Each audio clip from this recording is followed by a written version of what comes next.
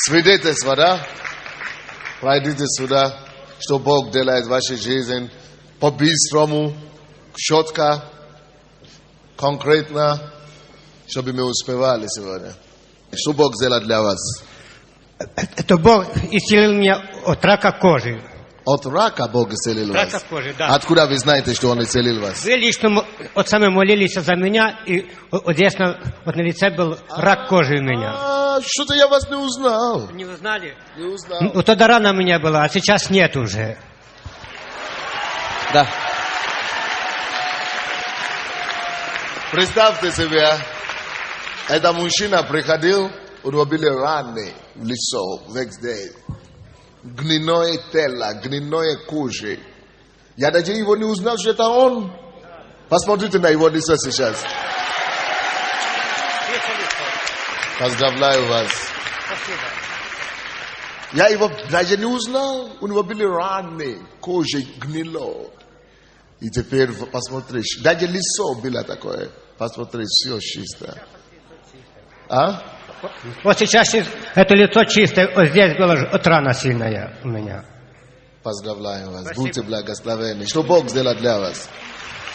Дорогие братья и сестры, я хочу засвидетельствовать от славы Божией о том, что у меня болело ухо, оно воспалилось. И когда пришел дьявол, он начал говорить, что все сейчас будет еще хуже, Когда я стала на местописание и провозгласила Слово Божие, Бог сразу ответил на молитвы, и на второй день, то есть я полностью исцелена, слава Богу. Чудный Бог.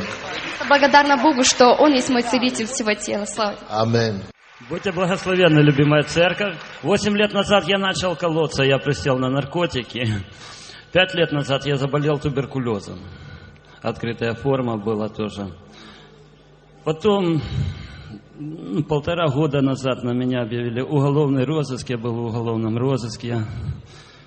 Вообще, Бог сверхъестественным образом меня спас. Когда я был уже на Кумаре, уже кончался. Уже не было ничего, ни денег. Я проколол и квартиру, и машину. Не было ничего. Я сидел уже без денег, без ничего. Хотел курить. Я начал вытрушивать бычки, чтобы закрутить.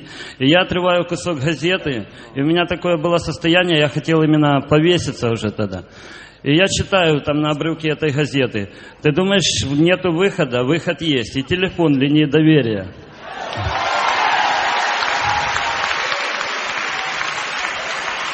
Я не знаю, как я на Кумаре вообще добрался до телефона этого. Я позвонил, мне сказали, приезжаю в репцентр Любовь ДК Королева.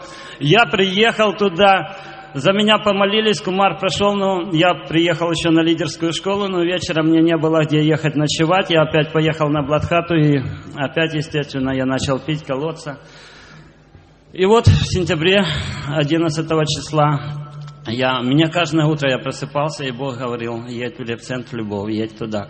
Я приехал все-таки 11 сентября, и уже я был, все уже полностью, от меня воняло на полкилометра растворителем, конченый наркоман уже все. И когда я приехал в репцентр, опять помолились за меня, я опять, мне стало легче. И вот Бог с этого дня начал меня именно благословлять обильно. Я не было куда ехать ночевать. Я 1,5 месяца ночевал на вулкане в Стефании. Потом меня исцелил Бог от туберкулеза. Убрал с меня уголовный розыск. Я сейчас не в розыске. И за последние полгода я работаю заместителем директора христианской столовой. Господь чудный, и Он вообще дает все, что я попрошу. Я говорю, Бог, дай мне... Изобил уже за наркотики. Да, конечно, этого даже не было. Я забыл, что это такое. Я прошу у Бога, последнее свидетельство это было. Я прошу, Бог, слушай, надо мобильный телефон. Через 2 дня меня благословляют мобильным телефоном. Очень много таких мелочей, но это все слава Господу, аллилуйя, только Ему слава, спасибо Ему, спасибо пастору. Ты знаешь, тебе надо дорожить Иисуса. Да. Люби Его сердцем. Я тебе скажу, ничего не стоит в этой жизни. Мобильный телефон, те, которые хотели мобильный телефон, без Иисуса, они теперь и без телефона, и без головы, и без ничего. очень важно, чтобы меня любили ничего из этого мира. Написано, не любите мир. Даже не желайте мир. Не любите мир, не того, что в мире. Ерунда все. Деньги, ерунда. Дом, квартира. Это просто, чтобы пользоваться. Все. Чтобы пользоваться и служить Богу. Я, допустим, у меня нет мобильного телефона. Зачем? Потому что только мешает. У меня есть на мое имя, но я не держу ее. Поэтому не любите мира. Не того, что в мире. Аминь. Потому что я знаю ребята, которые пришли в церковь, которые Бог начал благословлять вот так. Пока все плохо, они самые верные. Как только что Бог дает им работу, дело идет на поправку. Они начинают получить и мобильный, и квартиру, и машину, так и не до Бога. Не будьте такими. Кто-нибудь слышит меня или нет? Чтобы Бог тебя не дал, даже если Он тебе даст миллиард, плевай на эти миллиарды и беги к Иисусу. Все остальное просто средства, чтобы Ему служить. Деньги, квартира, мобильный, это все средства, ресурсы, чтобы возвещать Его имя.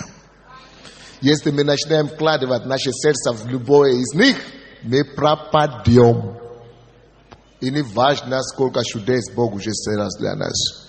Нет автоматического спасения и нет спасения на всю жизнь. Каждый может терять это спасение. Поэтому самая главная жемчужина, которая у нас есть, друзья, это спасение. Дорожите Его. Именно ей дорожите. И за Него боритесь. От душою и сердцем. Кто-нибудь понял меня сегодня или нет? Поздравляю тебя, дорогой. У меня такое свидетельство. Значит, у меня были таланты, но я не знала, где мое призвание, где моя земля обетованная. И я начала теряться об этом, расстраиваться очень. И я думала, что группа домашняя – это группа домашняя, а призвание – это призвание, что это разные вещи. Вот. Потом пастор сказал, что группа домашняя – это и есть земля обетованная, написано. Вот. И после этого я отбросила все остальное, начала заниматься группой. То есть именно серьезно начала заниматься, я поняла… Да, группа 12. Начала серьезно относиться к этому. И после этого через некоторое время открылось сильно мое призвание по моим талантам. И Бог полностью обеспечивает его. Вот и дом. Спасибо. Что ты имеешь в виду, непонятно. А еще раз. Что именно? Бог полностью обеспечил. Что ты делала? Что Бог сделал? Я что начала делать? Я начала усиленно молиться за свою группу. Более ходатайствовать перед Богом. Начала более ответственно относиться к ним. Они мне стали нужны все очень, вот, как моя семья. И после этого, именно что касается моего призвания, Бог оплатил мне курсы 900 гривен их стоимость. Это просто лучшие курсы. Я парикмахер и мечтала с детства быть парикмахером. И вот открылась, хотя до этого ничего не получалось. Было все закрыто, из-за этого я переживала. Думаю, вроде бы талант и призвание. И я люблю это дело, мне ничего не получается. Все закрыто было. А после этого я даже уже не делала ничего, и все пришло само в руки. И в принципе, инструмент очень дорогой, потому что инструмент профессиональный. И Бог полностью прилагает к этой цели все средства. Потому что появилась цель, и начали приходить финансы и средства к этому. Вот, это уже более конкретно. То есть, вы поняли то, что она говорила? Она начала взять ответственность за ее домашней группе. Допустим, она была у меня на приеме и говорила, ничего не получается, я слушаю проповеди, я хожу в церковь, ничего не получается. И не могу свое призвание исполнить. Я говорю, слушай, что ты обладаешь, что у тебя есть пока? Она говорила, у меня есть талант, но ничего, никак не могу. Я говорю, что у тебя пока есть? Группа есть хотя бы? Она говорит, да, есть группа. Сколько-то людей, сколько-то людей. Я говорю, начни показывать Богу, что ты заботишься, верность в этом малом за этих людей. Не просто гнать их на группу, лишь бы у тебя собралось, а начни любить их. И начни сеять и тратить твою жизнь ради них. Начни молиться за них, поститься за них, за каждого ухаживать и так далее. Начни жить для них. Написано, если семья, упавшую в землю, не умрет, начни отдавать себя полностью за людей. И ты увидишь, что твоя судьба откроется. Это, по-моему, месяц назад, да? Или меньше? Месяц назад. Вот всего лишь месяц прошло. И вы видите, сколько свидетельств у нее. Это беда многих лидеров. У кого здесь уже группа? Может быть, нету 12 человек, но уже какая-то группа есть. Поможите вашей рукой. Урок для всех нас. А у кого еще нету группы, вы не можете состояться, пока вы хотите жить только для себя. Эгоизм губит, эгоизм уничтожает, пока вы не начнете сеять себя в других, вы пропадете. Вот почему мы написали группа 12. Там решили твои проблемы. Начни жить для других. Начни жить для другого. Начни отдавать себя за другого. Тогда ты будешь жить. Слушайте, друзья. Тот, кто хочет свою жизнь, свою душу сберечь, потеряет ее. А тот, кто хочет отдать свою жизнь за других, приобретет эту жизнь. Вот почему у вас еще проблемы остаются до сих пор. Вы не отдаете себя никому, вы эгоисты, хотя и христиане. Об этом я буду проповедовать сегодня. Давайте мы все побежим. В этом месяце, в этом году мы скажем Богу: Господь, помоги мне набрать свою группу. И я буду отдавать себе кому-то то, что я знаю, я буду дать другим. И Господь, я верю, что ты поднимешь меня, и я состоюсь. Спасибо, сестричка. Здравствуйте. Здравствуйте, будьте благословенны. Значит, у меня такие короткие два свидетельства, доказательства того, что сейчас Господь творит. Мы сейчас вошли в такое время, что Господь дает такую полноту и такую силу. Я ехала с своей верующей сестрой в электричке, первое купе, и рядом со мной сидел выпивший человек, и он вроде закимарил, потом сидит, дернулся один раз, второй раз, а говорит: да что такое происходит, у меня мурашки по всему телу идут. А я ни слова не сказала, я молчала, сидела. И он говорит: вы что, верующая? Я говорю: да. Потому что вы носите присутствие Божьего. Он начал плакать, я его отправила в Королево. И когда я ехала на служение, это второй абсолютно другой случай, девочка 16-летняя, она стала зеленая, ей стало плохо. Я протянула ей руку, говорю: давай я помолюсь. Она вот так зажалась и не дает. Мама говорит: да что с тобой происходит? Взяла ее руку, направила ко мне. В течение остановки я молилась за эту девочку. Она розовела на лице и стало легче. А я ни с того ни с сего спросила: говорю: а где тебя пекло? Она так удивилась, откуда я это знаю, и показала: вот здесь. Девочка носила сильный дух проклятия на себе. У нее даже были искажены черты лица. Вот. Вы понимаете, люди нас чувствуют. Вы уже все получили. У вас все это есть. Встань и иди. Все, что нам нужно. Понимаете? Мы не простые. Попавшие сюда, мы уже не простые. И у меня девочка болела сильно. У нее была бронхиальная астма. Ну, что такое у ребенка бронхиальная астма? Это ингаляторы, это больницы. И вот в декабре месяце Господь во сне мне сказал: от больницы освобождена, у тебя есть сила. Сейчас уже настала весна. Ни декабрь, ни январь, ни февраль ребенок ни разу не болел. И мы принесли жертву благодарения за это освобождение и исцеление. Мы не могли сразу сказать: мы верой приняли это, но уже по истечении времени это просто уже доказательство того, что Господь действует. Это плоды, понимаете? Потому что мне даже многие верующие говорили: ну как, ты вот говоришь о таких исцелениях и вот о чуде Божьем, все, а вот ребенок твой болеет. И я вознегодовала, говорю: Господь, ну действительно, ну как же так? И Он мне показал конкретную причину. Я постилась, я молилась, Он мне показал. И когда Он мне сказал: от больницы освобождена, Он подтверждает, уже 3 месяца прошло. Я хотела свидетельствовать в прошлое воскресенье. И вы знаете, у меня было побуждение, но у меня не было жертвы благодарения. И эту неделю были сильные атаки. И ребенок своей верой противостоял. Она кричала: это не мое, я от этого отрекаюсь. И она ничего не приняла. Без приступа полностью. Слава Господу. Вы знаете, у нас все есть. Если мы можем любить Иисуса и поставить Его главой угла в нашей жизни, в вашей карьере, в вашей семье, в вашей мужа, в вашей жене, Иисус на первом месте. Если мы можем поставить Его на первом месте своей жизни, любить Его, служить Ему, не только ваши проблемы будут решены, вы будете решать других проблем. Аминь. Будьте благословенны, дорогая церковь. У меня краткое свидетельство. Тут много людей, и я хочу сказать: да, у меня была пустыня в жизни, у меня не было работы. Сейчас у меня очень хорошая работа. Я работаю в солидной компании Freshline. Краткое свидетельство. Я подарил своему начальнику, подарил треугольную наклейку на машину. Объект под охраном Господа Иисуса Христа. Мне через некоторое время мой начальник говорит: Коля, что случилось? Меня не останавливает ни один инспектор, и постоянно, когда я еду, на перекрестке зеленый свет горит. Второе, он мне сказал: Коля, почему вы, верующие, такие честные? Я ему ответил кратко: мы являемся дети Божьи. Дорогая церковь, разрешите мне от имени моего генерального директора сделать вам объявление. Наш генеральный директор компании Freshline сказал: Коля, я хочу, чтобы ты это сделал объявление в вашей церкви. Он нам доверяет. Все киевляне от 20 до 40 лет, кто имеет киевскую прописку, кто хочет иметь хорошую, стабильную заработную плату, как она у меня, я вас жду. В конце служения подойдите сюда.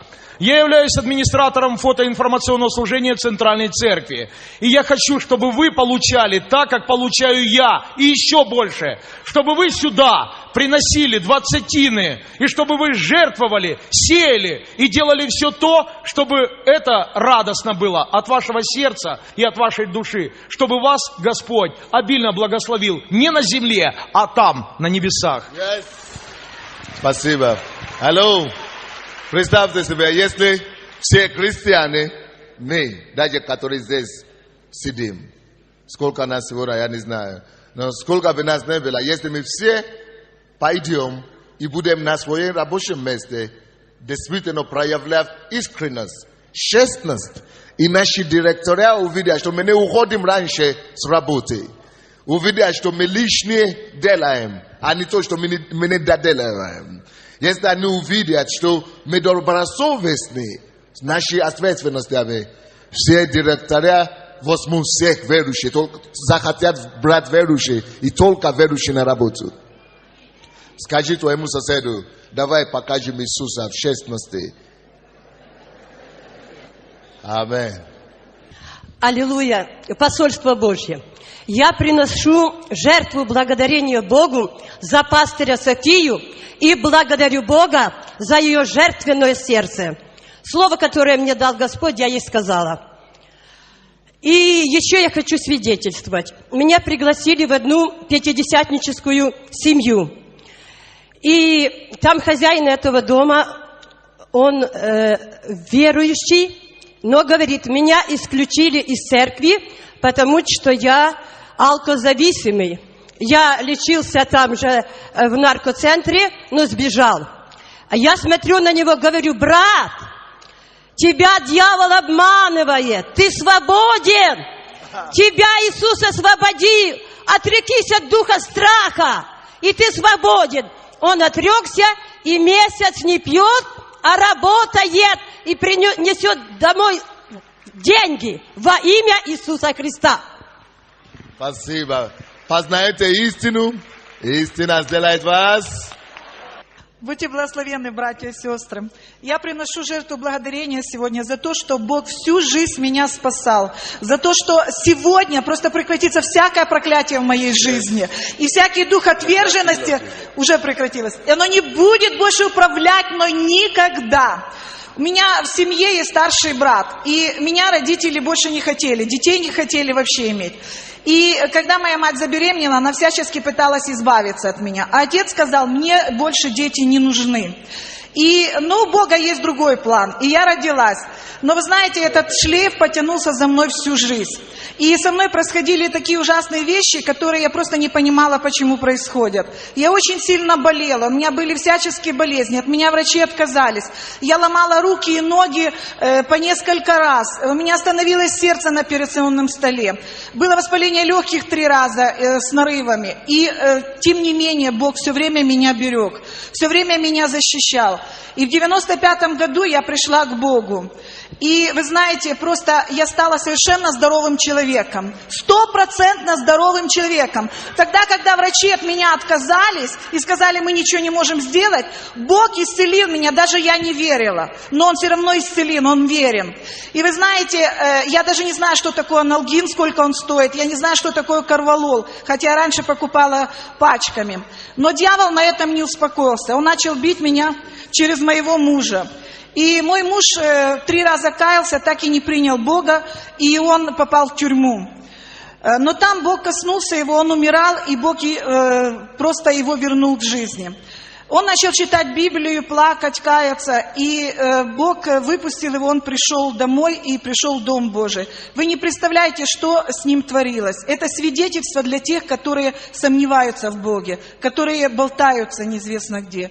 Вы знаете, Дух Святой просто его касался, он плакал, он падал. Но чем больше в его жизнь приходил достаток, чем больше он наедался, высыпался и одевался, тем больше он забывал о Боге. Это было просто страшно смотреть.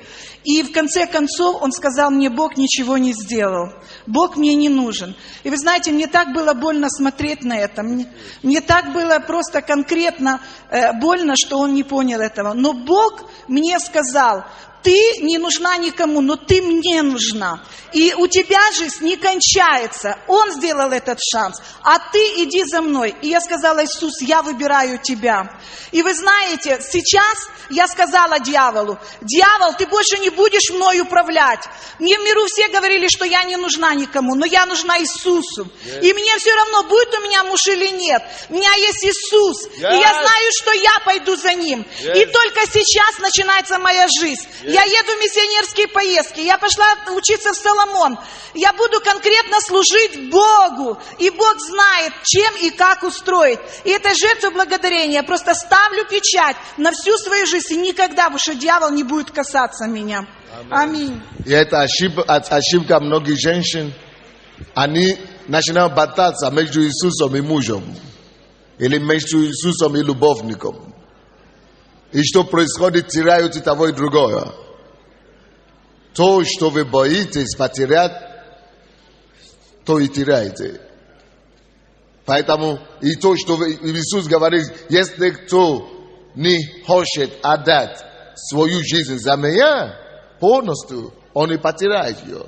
А кто готов потерять свою жизнь за меня, то и сбережет. Это принцип. Пока вы не поставите Иисуса выше, и вы не завязаетесь, и не скажете: все, пошел за Иисусом. Пускай мужчина и муж, или бывший муж, или любовник делает, что хочет. Я пошел за Иисусом.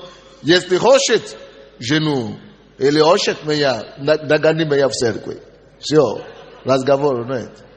Пока вы такое решение не сделаете, дьявол будет издеваться над вами. Некоторые все равно не поймут. Пока на собственном опыте не переживут это дело. Но зачем тебе учиться на собственном опыте, когда ты можешь учиться на чужом? Спроси у соседа: зачем тебе на собственном, когда можно на чужом учиться? Это брат говорит о том, что у него был приступ ночью. А за неделю или за 2 конференции, и его собрали в больницу, у него сердце останавливалось. Он говорит, что действительно, врачи говорят, что у него такая болезнь настолько тяжелая, он по-русски не говорит, что насколько тяжелая, что они говорят, что ему надо там быть 9 месяцев в больнице. Но у него не было денег, он как беженец сюда приехал. У него не было денег платить. И его отпустили. Они говорят, что даже если бы ты даже был в больнице на лечении, все равно ты бы умер. Поэтому, тем более, если ты не будешь принимать лекарства, ты идешь домой, значит, у тебя нет каких шансов нет. Он говорит, что когда его хотели выбросить из больницы, он не знал, что делать. Он просто позвонил в офис, сказал секретарям, чтобы передали его молитвенные нужды, чтобы за него помолились. Потому что и потом 3 дня после того его выпустили, потому что он не мог платить. Но и потом один африканец, доктор Джонсон, который бизнесмен здесь, ему дал деньги, чтобы он вернулся в больницу, чтобы не стало хуже. И когда он приехал в больницу, его опять обследовали.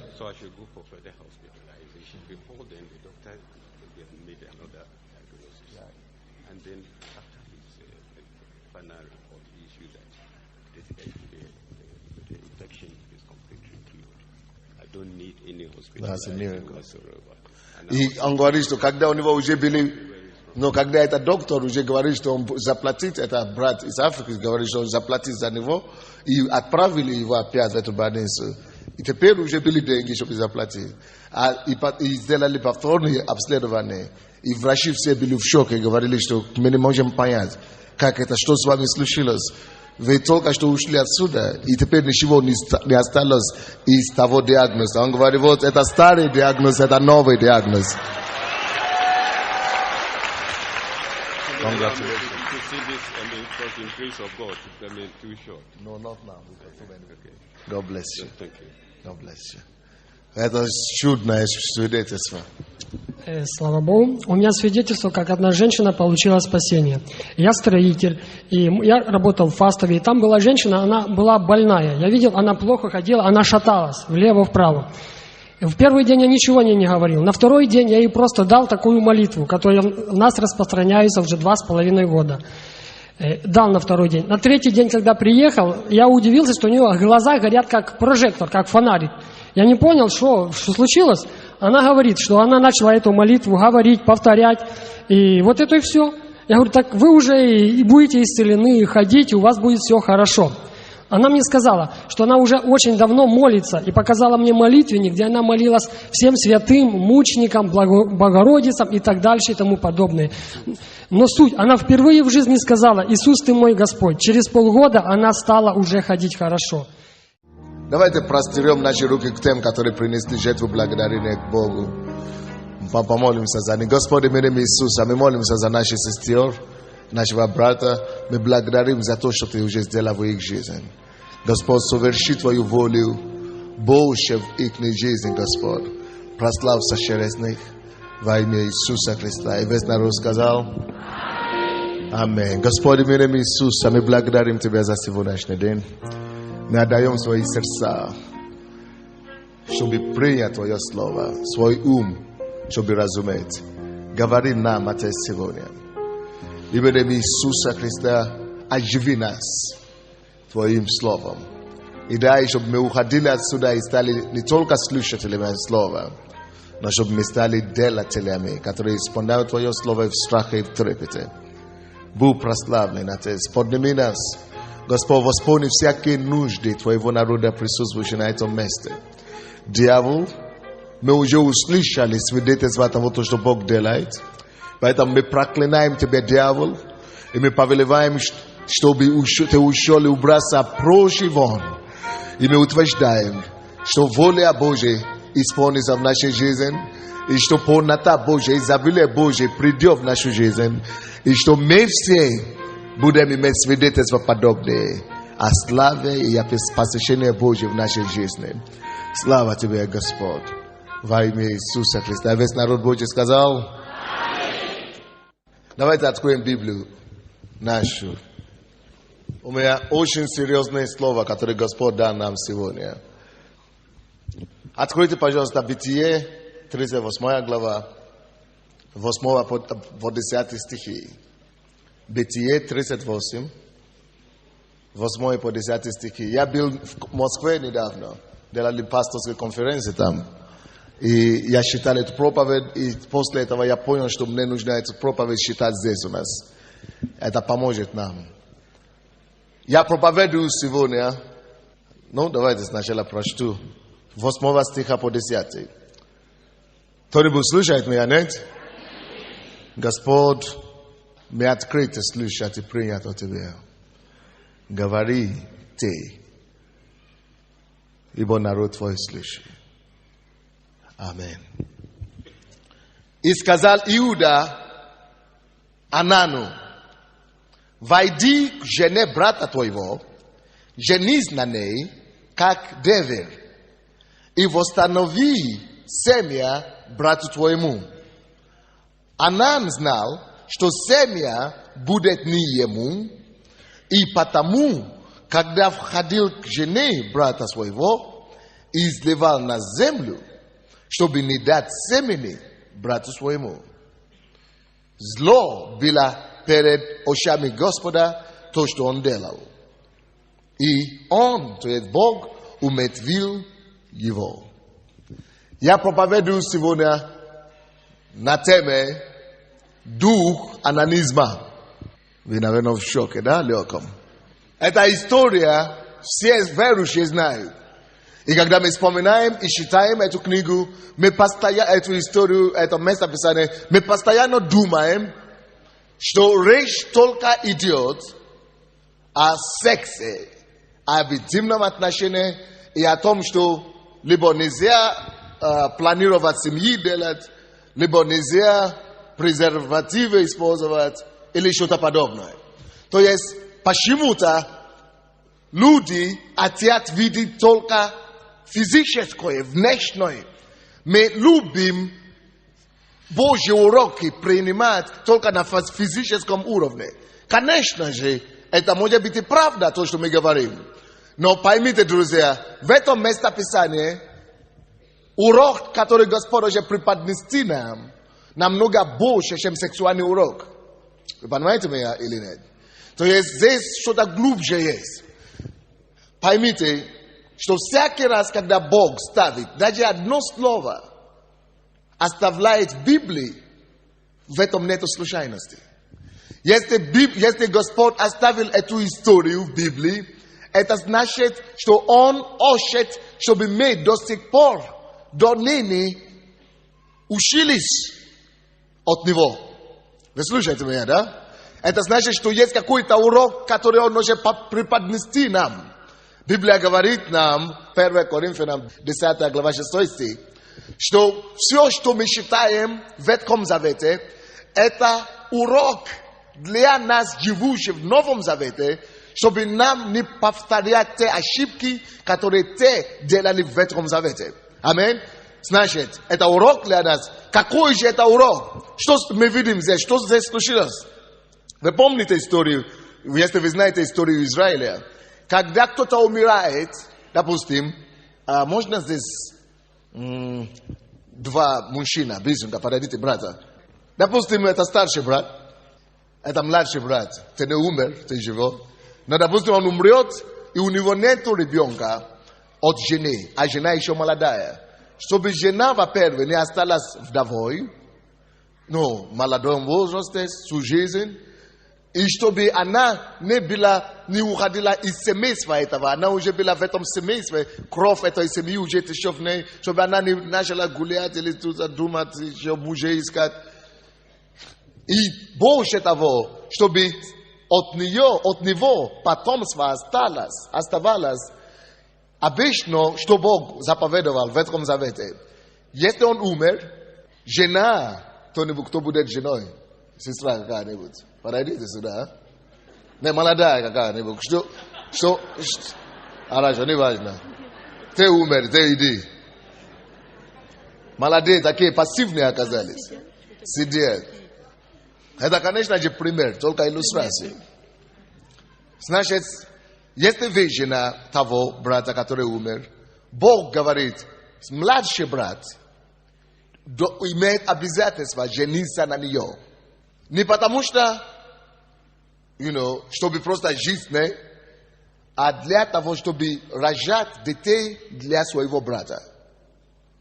Вы слушаете, да? Чтобы у брата остался потомка на земле. Аминь. Вот Онан выпал такую честь. Онан выпал такую честь наследить, или у него своя жена может быть, но кроме этого еще брать жену брата. И чтобы рожать детей за брата, потомка за брата. Это было в Ветхом Завете такое. И он принял, он согласился, потому что если бы он не согласился, это не обязательно. Если он не хочет, есть другие братья, которые могли бы принять эту женщину и выполнить обязательства перед умершим братом. Посмотрите, какой первый урок, который Господь хочет нам дать здесь. Напишите это себе. Дух анонизма. В чем заключается этот дух? И в чем вреда этого духа? И почему нам надо знать, что это такое, так, чтобы не повторять ошибки Анана. Анан увидел, что это возможность. Если вообще муж и жена какой-то, муж и жена, если вы муж и жена лучше, вот муж и жена, подойдите ко мне. Вот вы, спасибо. Бог дал тебе, Андрею, Валю, и говорит, но когда Бог дал Анану, ты будешь как Анан, Бог дал ему эту жену, эту женщину, и говорит, Бог конкретно сказал, подними семя, подними потомка для твоего брата. Он не отказался, он согласился. Принял жену, но проблема Анана в следующем. И это первый урок, который Господь уже преподнести нам. Он принял женщину, но не понял, что это прежде всего с его стороны обязательства и ответственность и служение. Напишите обязательства, ответственность и служение. Он принял ее как благословение. И это правильно он сделал. Поймите, друзья, всякое благословение, это урок для нас сегодня, всякое благословение, которое Бог дает вам, это, конечно, для вас тоже. Когда Бог дал ему эту жену, это его жена, поэтому это удачный пример тут. Это его жена, даже как муж и жена, Бог тебе дал жену, value. Вот, женись на нее. Если ты будешь смотреть на нее прежде всего, как, моя жена, она будет удовлетворить мои сексуальные потребности. Слава Богу, я больше не буду холостым. Братья, если вы хотите жениться, только чтобы не пас блуд, и чтобы вы не были холостым, чтобы вы просто исполнили ваши сексуальные потребности, значит, вы не поняли, что такое благословение. У каждого благословения есть цель. Всякое, что Бог тебе дает, Бог прежде всего дает тебе. Бог, конечно, знает, что ты будешь получить сексуальное наслаждение, это здорово. Бог знает, что ты будешь получить хозяйку в доме, которая будет тебе, ухаживать за тобой, это тоже здорово. То есть, это есть благословение для тебя, и Бог в этом не сомневается, и Бог это даже не пытается скрыть от тебя. Когда Бог дает эту женщину Анану, Бог дает ему знать, что это для тебя тоже благословение.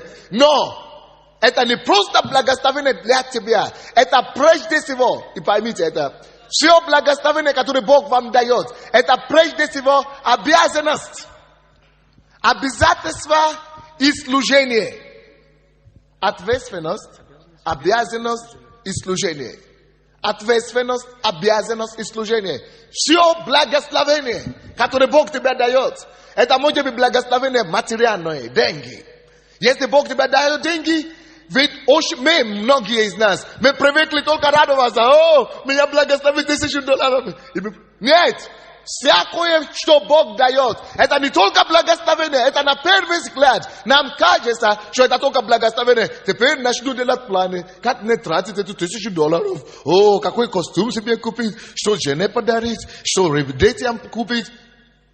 Это безответственность называется. Всякое благословение закрепляется. Бог закрепляет за каждым благословением ответственность, обязанность и служение. То есть ответственность. Все, что Бог тебе дает, если у тебя ничего нет, не за что отвечать. Но если Бог тебе что-то дал, за него надо отвечать. За каждое напишите это себе. За каждое благословение нужно отвечать. Но это то, что он не понял. Анан думал, это же девка. Что с девками делать? Какое потомка детей? Какие детей? Самое главное, не удовлетворить. Это же женщина, на голом месте. Всякий раз, когда вы вот так относитесь к благословениям, всякий раз, когда вы вот так относитесь к тому, то, что Бог вам дает, вы занимаетесь анонизмом.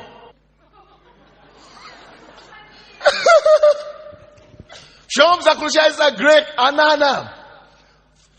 Эгоцентричность. Напишите это себе. Что такое дух анонизма? Эгоцентричность. Не. Самое главное себе удовлетворить. Он не думает за ответственность.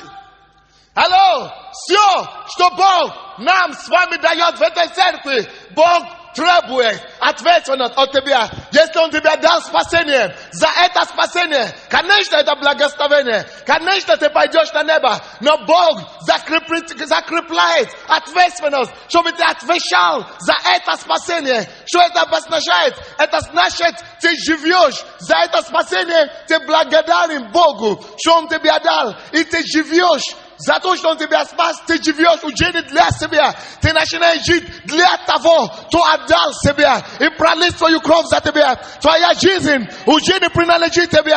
Твоя жизнь теперь принадлежит Ему. И у тебя уже нет своя жизнь. Ты имеешь спасение, и за это спасение надо иметь ответственность за Бога. Ответственность жить для Иисуса. Тот, который отдал тебе свою жизнь, который умер, чтобы ты мог теперь отвечать за Него здесь на земле, жить для Него здесь на земле. Аминь. Ответственность, что если я умер за тебя, я пошел на небо, теперь ты будешь жить. Я умер твоей смертью, чтобы ты жил, чтобы ты распространял теперь мою жизнь другим. Это служение твое. За каждое благословение идет ответственность. Служение и какой? Обязанность, ответственность и служение. Ответственность ты должен отвечать. Обязанность ты обязан что-то делать. С этим благословением. И это то, что ты должен делать, это служить другим. Этим благословением. Алло! Напишите это себе. Благословение просто так не дается. Благословение всегда дается целью какой-то. Напишите это себе. Благословение всегда дается с какой-то целью. Если мы с вами не поймем цель благословения, злоупотребление этого благословения неизбежно. Если ты не поймешь, почему Бог дает тебе определенное благословение, ты будешь злоупотребить это благословение. Какое бы хорошее оно ни было, даже если это такую прекрасную женщину или жену Бог тебе даст, ты не понял, что такое благословение вообще. Ты будешь злоупотреблять ее. Твоя жена будет жаловаться на тебя. Твоя жена будет несчастная. Твоя жена будет опухшая. Твоя жена будет плакать по ночам, потому что ты не понял, что такое благословение жены. За всякое благословение, даже если ты ее муж, ты имеешь перед Богом и перед ней ответственность, обязанность, и ты должен служить ей еще. 3 вещи. Это все благословение такое. Если Бог тебя исцелил, не просто так Он тебя исцелил. Это потому что Он хочет, чтобы через это служение ты имел обязанность перед Ним.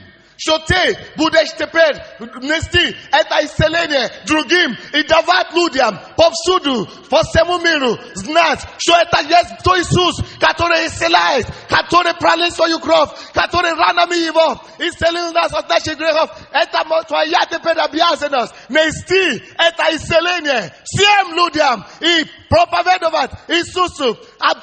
Ответственность перед Иисусом, что за Него ты говоришь, что Он исцелитель.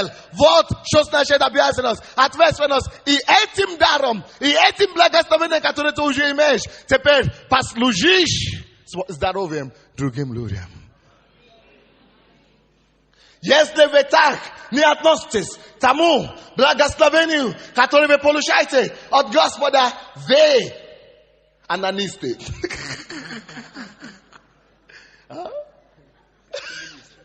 Как коммунисты.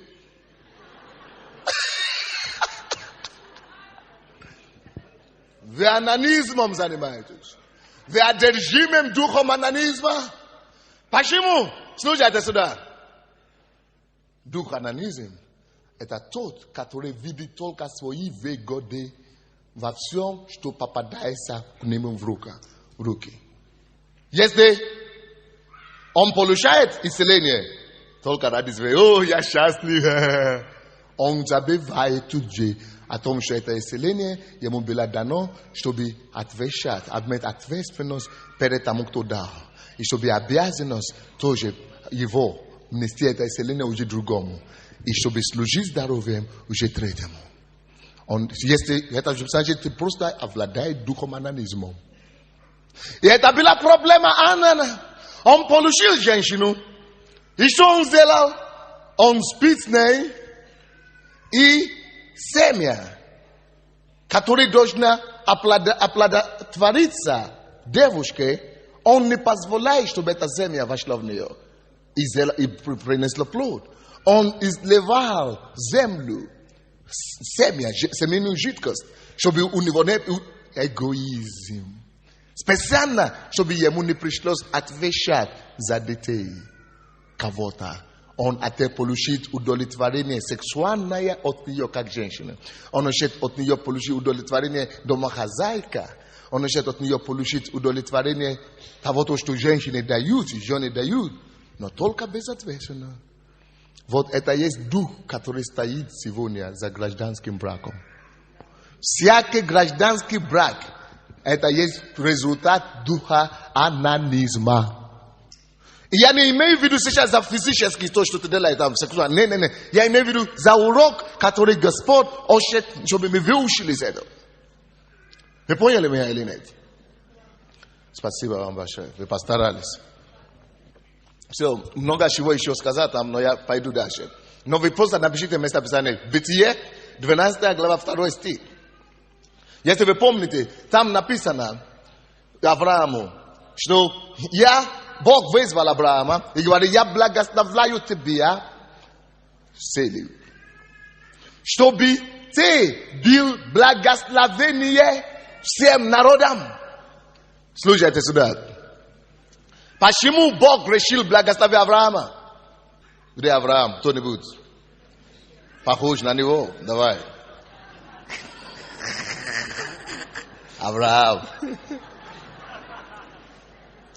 Если я тебя призвал и благословляю тебя, даю тебе землю обетованную, не потому что ты красивый такой, не потому что тебя зовут Авраам.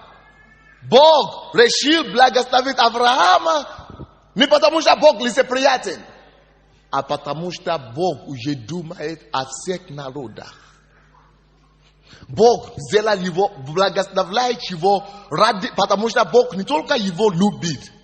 Сейчас столько много скандалов о том, почему Бог избрал еврея, почему Бог избрал Авраама, но почему не избрал англичанина, африканца. Ерунда. Это не Авраама, не еврея Бог как таковой избрал. Бог избрал только одного, чтобы потом всех благословил. Бог уже видел всех народов, которые он изначально хотел благословлять, чтобы одному дать, а потом через него уже передать другим благословение. И потому что это Ветхий Завет. Вы скажете, почему он все не благословил сразу? А потому что это Ветхий Завет. А Ветхий Завет – это образ будущего. Бог в Аврааме увидел образ Иисуса Христа, который должен стать источником благословения для всех народов, через который все народы должны преклониться, и все уста исповедовать, что Он Господь во славу Бога Отца, через который спасение и искупление придет всем народностям мира сего. Иисуса Бог увидел в Аврааме. Это был прообраз того, что через одного человека спасение, искупление и избавление придет всем народам земли. Бог в Аврааме увидел Иисуса. Вот почему он одного избирает, чтобы этим пророчески говорит о том, что я хочу делать. Он избрал Авраама и пророчески говорит нам о том, что он хотел делать на будущее, и его план искупления уже всех землей, все народности, все племена земли. Это то, что Бог делает. Алло, если Бог тебя спас сегодня, Бог не спас тебя только ради тебя. Вот почему у нас группа 12, чтобы набери, пойми это, не занимайся анонизмом Церкви Божьей. Если Бог тебя спас, это потому что Он не только о тебе думает, Он думает о 12, которые получат благословение через тебя. Он думает о 144, которые через это получат благословение. Он думает о 1728, которые через это тоже получат благословение. Бог спас тебя, потому что у него был план благословения, спасения для твоей семьи, для твоего родства, для твоих родственников, для всех твоих родственников. Он видел их, когда он тебя спасал. Если ты даже не умеешь говорить, ты не умеешь проповедовать, хотя начни молиться за этих людей. Бог спасает одного, потому что Бог видит не только сегодняшний день, Бог видит конец с самого начала. Бог видел тебя, спас одного, и он уже видит конец, что через этого одного все племена земли благословятся. Hello! Бог спас тебя, чтобы ты мог быть благословение всем другим. Кто-нибудь понял это или нет? И поэтому ответственность большая лежит на Авраама. Какая ответственность? Вот, вроде бы вот тебе благословение. Благословляю тебя. Это, скажем, это жемчужина. Это деньги. И вы думаете, что Бог меня благословил. Мудрый понимает, что это не время расслабиться и загулять. Это время задуматься и сидеть, что за ответственность. Это прежде всего ответственность, потом обязанность, а потом служение. Все тише в зале, начни думать о тех благословениях, которые ты просишь у Бога. Потому что, может быть, поэтому он тебя и не дал до сих пор. Потому что его благословение он дает целью. Какой целью? Чтобы потом ты мог отвечать перед ним, ответственность. Чтобы ты потом мог иметь обязательства за это благословение нести. Чтобы потом ты мог служить другим это. Бог всегда видит конец с самого начала. Ты не получишь это, если ты не поймешь это. Ты не получишь это благословение. Ты не получишь, к чему ты стремишься, если ты не поймешь, что ты благословлен, чтобы быть благословение. Кто-нибудь понимает меня или нет? Задумайтесь, какие сейчас благословения вы ждете? И где ответственность, где обязанность, где служение за них? Задумайтесь о себе, своей жизни. Какие уже благословения Бог вам дал? Спасение, исцеление, благословение, открытый разум, мудрость. Что ты с ними делаешь? Алло? Кто хочет из нас получить участь Анана? Если вы не хотите его участь, очнитесь вовремя и начните видеть цели всякого благословения. Бог не видел Авраама только, когда Бог его благословил. Вот почему ему надо было пройти через все эти испытания, искушения, чтобы научиться ответственно относиться и сберечь благословение. Слушай, если Бог тебе даст миллион благословений, пока ты не будешь знать, как с ними обращаться, Бог тебе не даст покой. У тебя будут пустыни такие. У тебя будут такие испытания, пока ты не начнешь ценить это, и ты не поймешь, что будешь, что делать с ними. Друзья, порой благословение хуже, чем жить без них. Порой хуже получить, чем ничего не получить. Многие из вас вы жалуетесь, что у вас ничего нет. Потому что вам станет еще хуже, если вы получите что-то. Потому что если получить и злоупотреблять, это хуже намного, чем не иметь. Потому что если ты не имеешь, никто тебя не будет обвинять, что ты злоупотребляешь. Но если у тебя есть, а ты только для себя, Бог еще не то, что ты просто злоупотребил, Бог тебя еще обвинит в анонизме. А за грех анонизма ты сам знаешь, что получаешь. За всякий грех смерть. Что-то будет умереть в тебе. Ты получаешь финансы умирают. Здоровье умирает. Получаешь здоровье, семья умирает что-то. Потому что когда река не течет, только замыкается в одно, это потом чревато для самого же, кто получает эту реку благословения. Церковь! Подними одну руку Богу и говори: Господь, я каюсь в грехе анонизме, что я принимаю и думаю только о себе. Я каюсь, Господи, что я молюсь только чтобы мне было хорошо. И все. Я каюсь, Господь, что я не смотрю дальше. Что то благословение, которое я прошу, которое ты мне даешь, что это также для других.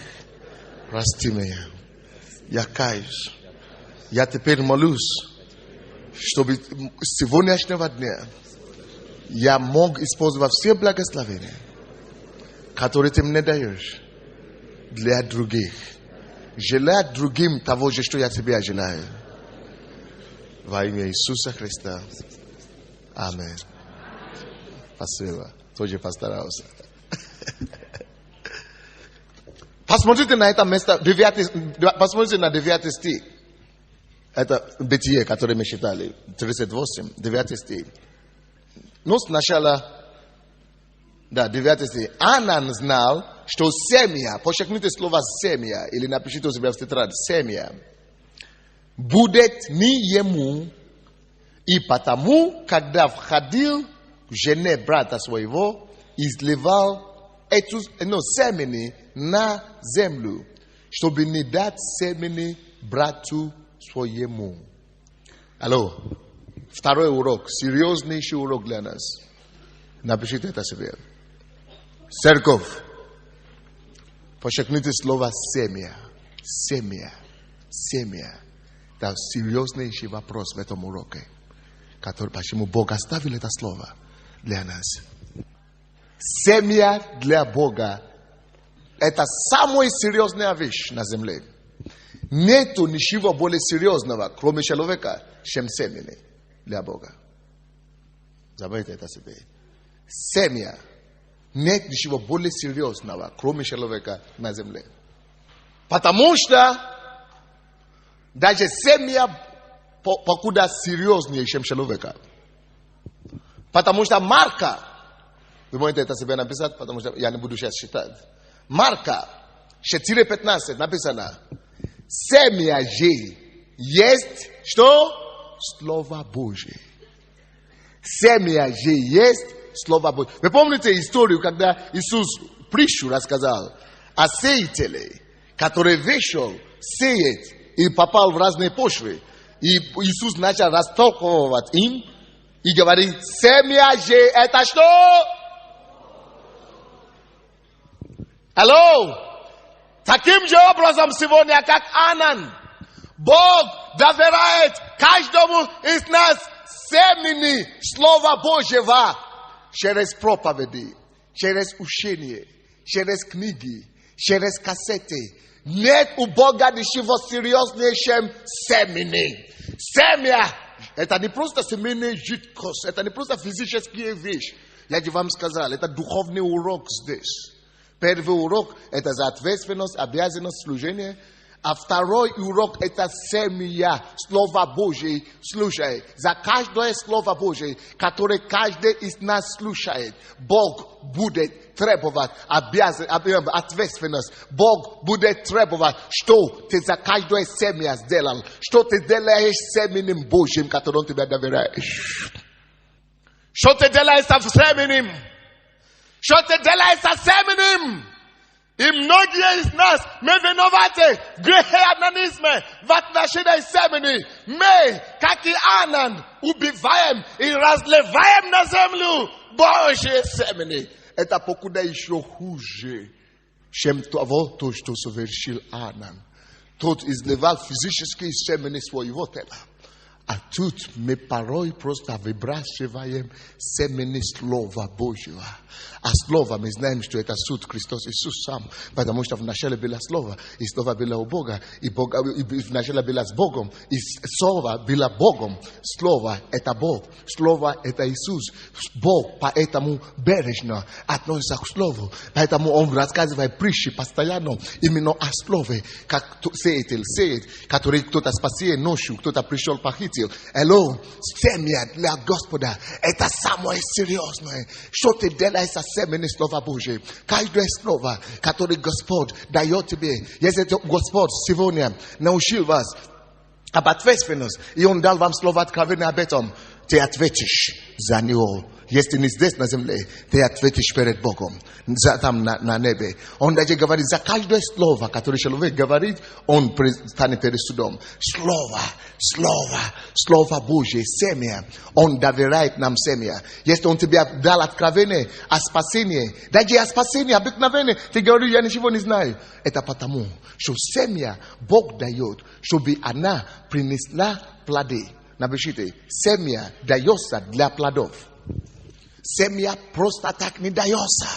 Если Бог в каждое служение, каждая церковь, каждый раз, когда вы идете в церковь, вы идете, чтобы Бог доверил вам семени Слова Божьего. И Бог ожидает, чтобы вы вышли с этого собрания, с этой церкви, и пошли, и разливали это семени, и посеяли в жизни других людей. Какая бы ни была эта проповедь, какая бы это ни была за тема, Бог дает нам ответственность и обязанность, чтобы мы служили тем словом другим людям, чтобы мы посеяли семя, и чтобы семя потом могла давать плоды в жизни другим, Царство Божие, Иисусу Христу и самим себе. Семя дается с целью также. С целью приношения плодов. Но мы уже превратили церковь просто в культурные мероприятия, куда мы приходим, слушаем масса проповедей и выходим, не успеваем выходить из церкви и уже забываем, что за слово, что за семя, которое было посеяно в нас. Мы превратили себя в утробу, которая бесплодная. Мы превратили свою жизнь в сухую утробу, куда сливается семя, и мы говорим, изливай, не хватает нам никогда. Мы превратили свою жизнь в могиле, куда приносят трупы. Кладбище никогда не говорит хватит. Бесплодная утроба никогда не говорит хватит. Потому что они, эти две места, не способны приносить плоды. И многие из вас уже стали кладбищами и могилами прямо в Доме Божьем из-за греха анонизма. Вы ничего ответственного не делаете со семенем, вы совершаете грех анонизма. И грех висит на вашей шее. Потому что вы слушаете слово, сеется у вас, и вы бездарно относитесь к Слову Божьему. Кому ты несешь слово, которое сеется в тебе каждый день? Вот почему кассеты существуют, вот почему кассеты, видео, аудио, чтобы мы могли слушать их, чтобы мы могли обрабатывать, чтобы мы могли более продуктивно относиться к тем семенем, чтобы мы могли нести семя дальше и действительно кого-то посеять. Напишите себе дальше. Кто-то сейчас, Бог сейчас открывает кому-то ухо, левое ухо у кого-то открывается именем Иисуса, потому что доходит до вас слово, и это слово производит у вас результат. Вы знаете, это то, что Бог хочет. Слово должно принести плод. Hello, многие из вас виновны в анонизме. Вы не знаете, вы такие праведные, самые праведные не блюдут, и вы осуждаете те, которые в казино ходят. Вы осуждаете те, которые анонизмом физически занимаются, а вы еще куда похуже. Потому что семя, которое выше, чем семени плоти, Бог вам дает, а вы бездарно относитесь к нему. Я не могу понять, как человек может быть в этой церкви и не состояться. Как человек может быть в этой церкви и не иметь 12. Я не могу понять. Сколько слова, сколько семени Божьего слова сеется вам. Сколько слова выходит с уст. Когда я приехал в эту страну, я не имел одного десятка процента того, что вы имеете. Я был верующий только полгода. Но эта семья, которая была посеяна во мне, достаточно была. Я был в одной церкви на этой неделе. Один пожилой мужчина, 50-й, он говорит, я был у вас на годовщине в церкви. Он говорит, я тебе скажу что-то. Я за всю свою жизнь, 60 чем-то лет, слышал много проповедей. Но я слежу за твою жизнь, за твою церковь, за 7 лет уже. И говорит, то, что я видел у тебя, парень, молодой парень. Он говорит, то, что ты слышишь, ты слышишь проповеди всех людей и сам проповедуешь. Но то, что дает тебе успех, это то, что ты не только говоришь, ты не только слушаешь проповеди, ты умеешь применять в жизни. Ты стараешься применять в жизни. Это тем, кому Бог будет благодарен. Бог ищет таких, которые не только будут слушать, но те, которые будут использовать это племя, семя, чтобы принести плоды, чтобы применять в жизнь. Алло, мы с вами имеем ответственность перед Богом за слушанное слово. Слово – это семя. Что Анна делала семени, разливая на землю. Что вы делаете за семени? Это первый грех. Второй грех Анана. Он не только разливал в землю, он взял для себя. Это тоже наш грех часто. Мы получаем слово церкви и почему-то думаем, что это проповедь только для меня, для моего благословения и все. Молясь за исцеление, мы принимаем для себя анонизм. Молясь за спасение, мы принимаем для себя и все замкнываем в себе анонизм. Молясь за финансовый прорыв, мы, да, Господь, аллилуйя, принимаем для себя анонизм. Семя для предназначено для посева. Напишите это себе или скажите, семя предназначено не для сбережения, а для чего? Посева. Сначала надо посеять. Вы понимаете по-русски? Нужно внести дальше ту семя, которую Бог вам здесь в церкви дает, чтобы посеять в жизни кому-то другому, чтобы посеять ухо кого-то другого, чтобы посеять... Понимаете, что? Только после того, как вы посеете, оно принесет плода. Вы поняли? И размножится. Скажите, Господь, прости еще раз за грех анонизма. Кто-то из вас не повторяет, потому что вы думаете, что вы праведны. Давайте еще раз скажем, Господь, прости меня за грех анонизма. Откройте, пожалуйста, быстренько со мной притча 11:26. На этой неделе все из вас, которые были непродуктивными в своей жизни, дай Бог, слава Богу за семинар на этой неделе. Мы будем учиться, как конкретно стать плодотворными, чтобы мы не стали сухими землями. 11:26. Кто-то нашел? Я прочту вам. Кто удерживает у себя хлеб, того клянет народ, а на голове продающего благословение. Давайте мы все скажем, кто удерживает у себя хлеб, клянет народ. Что такое хлеб, друзья? Слово Божье. Написано слово, которое я говорю вам, не подобно ли хлебу. Хлеб живой, манна свежая, хлеб. Он говорит, я хлеб сшедший с неба. Слово.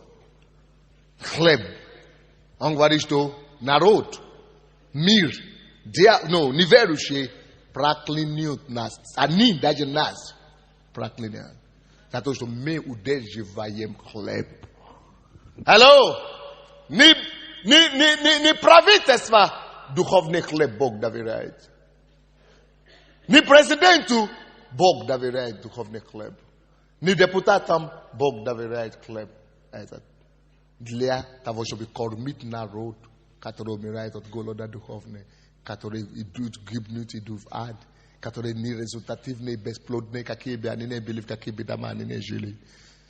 Но сколько хлеба Бог разносит нам всем каждое воскресенье, каждый четверг. И мы в себе сберегаем. Они, когда их беда приходит, как они клянут? Как они клянут? Они клянут вот так. Когда им плохо становится, тому человеку, которому ты должен бы нести слово.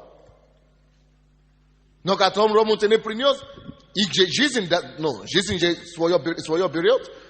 Беда случится у них. Мама попала в аварию, или сын, или дочка попадет в аварию. Вы думаете, что они просто так думают, и крики завязывают отношения. Почему так? Всякий раз, когда они Богу задают вопрос, почему? Почему так Бог? Где ты Бог? Это есть клятва. Они клянут тем, которые должны были принести им освобождение, избавление, выход, и не принесли. Это не Бога они проклинают, это те, которые виноваты. Вы поняли меня, да? Когда в какой-то семье, и каждый день кто-то вас проклинает за то, что вы не несли им слово. Когда с ними происходит беда, они начнут браться за голову. Где Бог? Почему Бог такой допускает? И начинают проклинать. Это не проклятие, не до Бога идет, потому что Бог же все сделал. Он кого-то спас, исцелил, чтобы доверить этому человеку слово, семя, и чтобы эти люди могли приходить в церковь, получать слово, принести этим людям в избавление. Но они получают слово, не приносят, поэтому, когда они начнут проклинать за беды, которые случаются с ними, не Бог получает проклятие, а те, которые не приносят это слово. Скажи кому-то рядом, что это серьезно. Скажи своему соседу, это серьезно. Алло! Чтобы Украина не проклинала нас, чтобы Киев не проклинал нас, чтобы наши соседи не проклинали нас. Давайте возьмем с ревностью. Давайте попросим у Бога силу, мудрость. Давайте возьмем газеты. Давайте пойдем направо и налево. Если мы скажем, и они ничего не будут говорить, это их проблема. Но давайте будем сеять. Каждое служение, каждая проповедь, каждое слово, каждую книгу, которую Бог доверяет нам, будем нести кому-то. И будем сеять дальше. И будем ждать плоды. И плоды обязательно придут. И эти плоды потом будут в нас благословения. Потому что Анан не только должен иметь обязательства перед женщиной, заботиться о ней, кормить ей или взращивать детей ее. Но у него тоже есть благословение. Он должен тоже получить благословение женщины. Он должен получить благословение сексуально и так далее. Есть благословение, которое никогда не придут к тебе, пока ты семья не поднесет туда, куда ты должен поднести. Посмотрите на свидетельство этой девушки, которая сегодня свидетельствовала. Она говорила и плакала. У меня ничего не получается в жизни. Не выходит ничего. Но она была у меня, я спросил ее, что у тебя есть? Она говорит, группа, маленькая группа. Я говорю, это и есть твое поле. Начни что-то делать. Начни быть ответственным. Начни молиться за них. Начни их искать отдельно. Начни им нести слово. Она начала это делать. Всего лишь месяц. Всего лишь месяц. Алло. 7 плоды. Благословение никогда не появится на твоей поле, пока ты не посеешь то семя, которое Господь доверил тебе.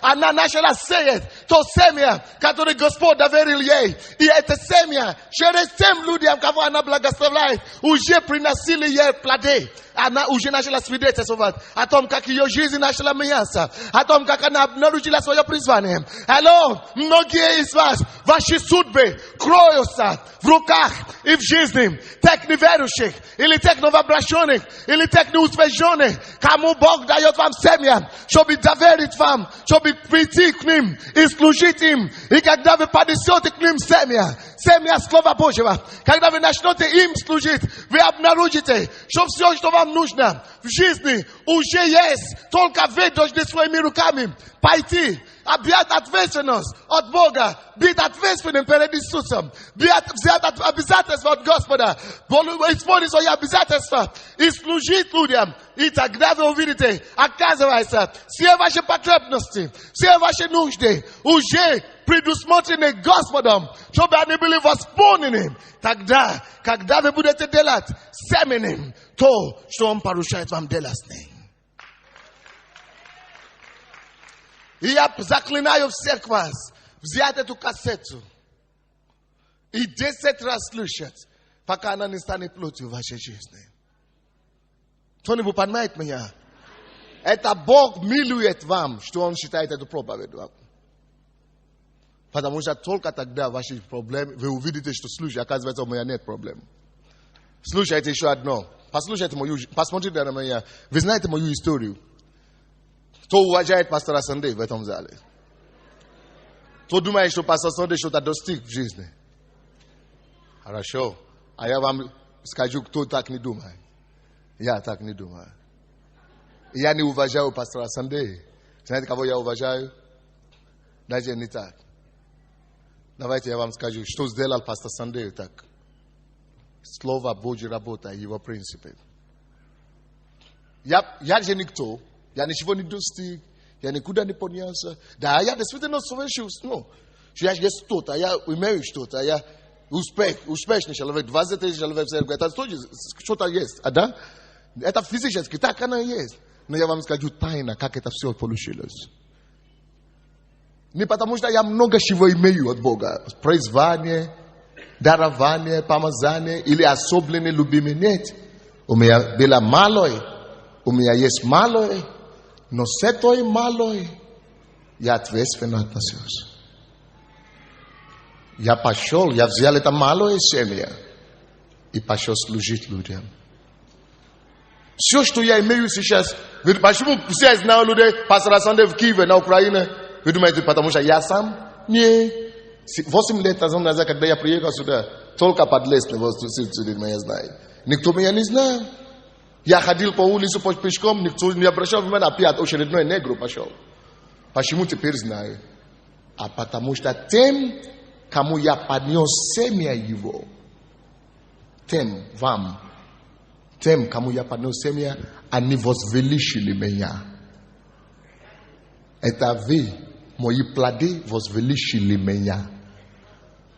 Если ты посеешь семя, которое Бог тебе доверил, обязательно выйдут плоды. И эти плоды не оставят тебя в сторону. Ты не будешь в минусе. Это возвеличит тебя так, прославит тебя так, что ты сам даже не мечтал. Однако я никогда не думал о себе. Я всегда хотел только одно – помочь людям. Я не хотел, мне все равно, если я буду жить в общежитии всю жизнь. Если у меня никогда не будет машина или дом. Мне не нужно было кому-то помочь состояться.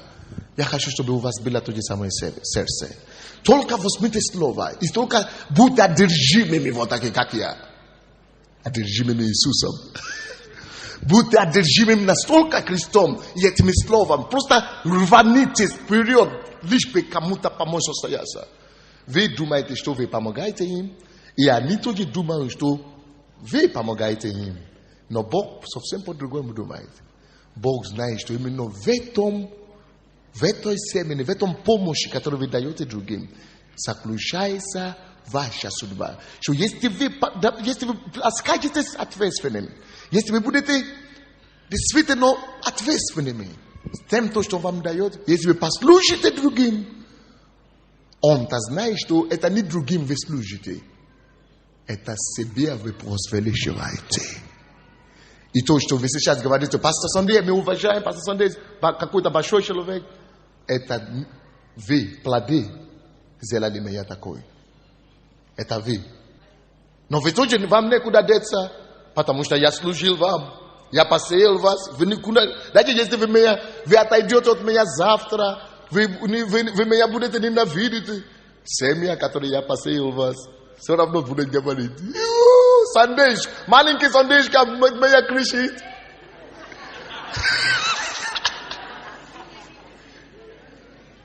Это закон Божий. Никуда не денется твой успех от тебя, если ты будешь ответственным. Если ты будешь ответственным со семенем, никогда твой успех от тебя не денется. Никогда. Даже если эти люди не захотят. Поэтому, если я служу людям, я помогаю людям, люди даже не благодарны. Люди даже Однажды я свидетельствовал на улице в Киеве. Кто-то взял, он алкоголик. Ну, и говорит, ты что, негр, еще не будешь шушить? Он говорит, мне в лицо.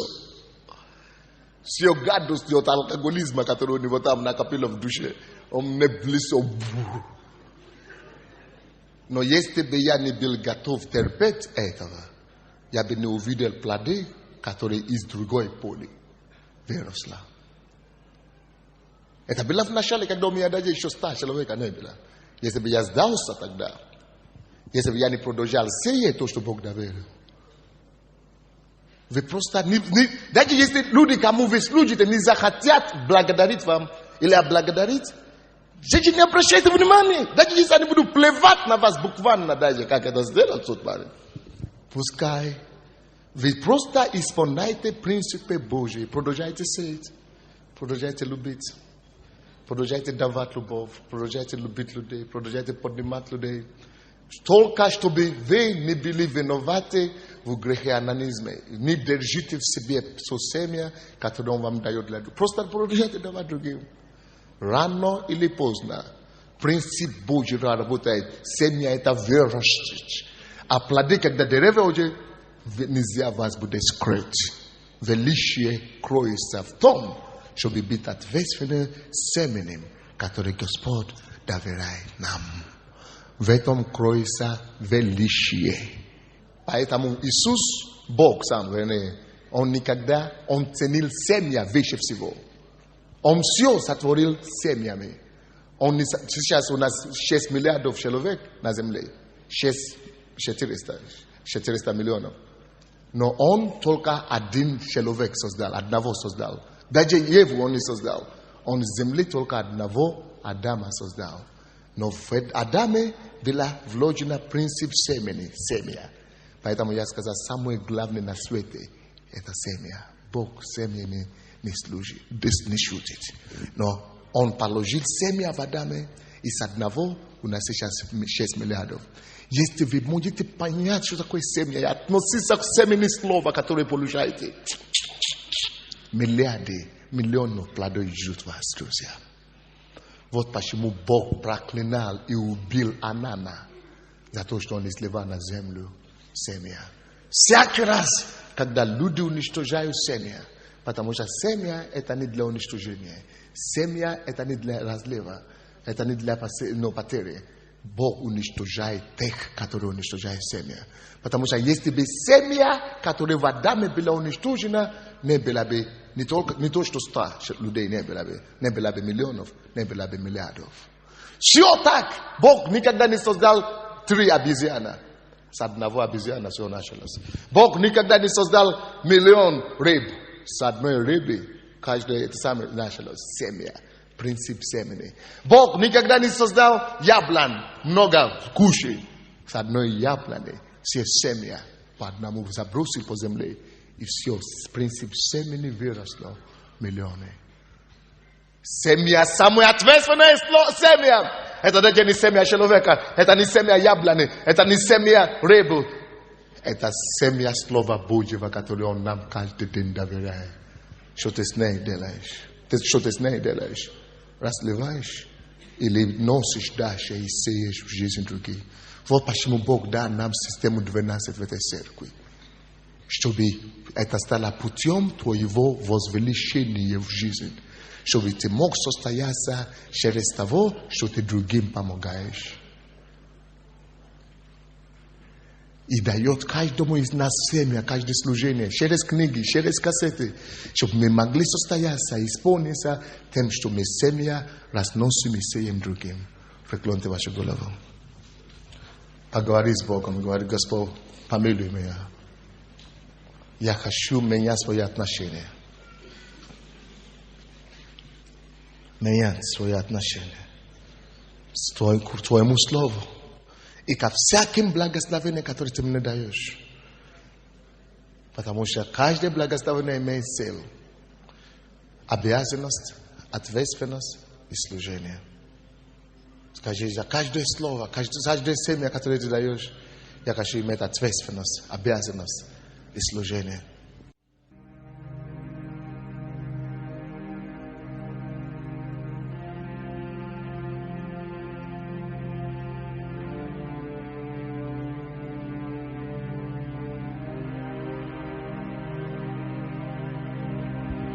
Скажи Богу, что ты не хочешь ничего общего иметь с духом анонизма. Дух анонизма – это тот, который говорит не, я себе и не. Я отрекаюсь от этого духа, духовного анонизма. Я хочу быть плодовитым. Господи, именем Иисуса, я отдаю эту церковь в Твои руки. Ты имеешь величие для каждого, но оно потенциальное. И это величие обнаружится только по мере того, насколько они будут верны в разнесении и спасибо семени слова, которое ты даешь им. А также насколько они будут брать ответственность и знать цели те благословения, которые ты им даешь. Господь! Господь! Так отелось поднять украинцев и Украину. Дай нам понять это откровение именем Иисуса Христа. И дай нам не только быть слушателями, но и делателями. И чтобы те, которые будут слушаться и делать, спросить цель всякого благословения, которое ты им даешь, и нести ответственность, обязанность и служение за него. И те, которые будут нести дальше то семя, слово, которое ты им даешь. Я прошу то, как ты это проявил в моей жизни. И ты на почве этого поднял и возвеличил твоего раба. Я прошу, чтобы их невеличие открывалось именем Иисуса Христа по мере того, как они будут жить и поступать по твоему слову. Яви себя через них и исполни твое слово в верности. Слава тебе, Господь.